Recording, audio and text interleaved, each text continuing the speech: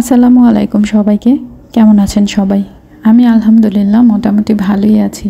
তো আজকে আমি রান্না করব ঢেঁড়স দিয়ে, পাঙ্গাস মাছ দিয়ে রান্না করব। আর ঢেঁড়স দিয়ে আসলে কে কীভাবে কি রান্না করে খান, ঢেঁড়সের তো ভর্তাও খাওয়া যায়, ভাজিও খাওয়া যায়, চিংড়ি মাছ দিয়ে বেশি মজা লাগে ঢেঁড়স। তো তেলের মাছ দিয়েও কিন্তু বেশ ভালো লাগে। তো আজকে আমি ঢেঁড়স দিয়ে পাঙ্গাস মাছ রান্না করব। তো প্রথমেই হচ্ছে যে আমি মাছগুলোকে হলুদ, মরিচ, লবণ, এরপরে একটু আদা বাটা, একটু রসুন বাটা দিয়ে মাখিয়ে নিচ্ছি। আমি সব সময় মাছ ভাজার সময় ট্রাই করি একটু আদা বাটা, একটু রসুন বাটা দিয়ে এরপরে মাখিয়ে নিতে, তাহলে মাছটার টেস্টটা কিন্তু অনেক বেশি ভালো আসে। আপনারা যারা এখনও ট্রাই করেন নাই তারা এটি ট্রাই করে দেখবেন যে মাছের থেকে একটা এক্সট্রা ফ্লেভার আসে।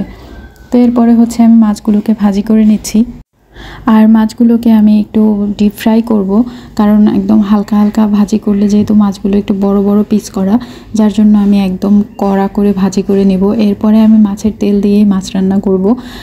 মাছে অনেকগুলো তেল হয়েছে, তো ওইগুলো দিয়ে দিলাম। এরপরে হচ্ছে আদা বাটা, রসুন বাটা, পেঁয়াজ বাটা এগুলো ইউজ করেছি। বাটা মশলার তরকারি কিন্তু বেশি ভালো হয়, ঝোলটাও অনেক বেশি ঘন হয়।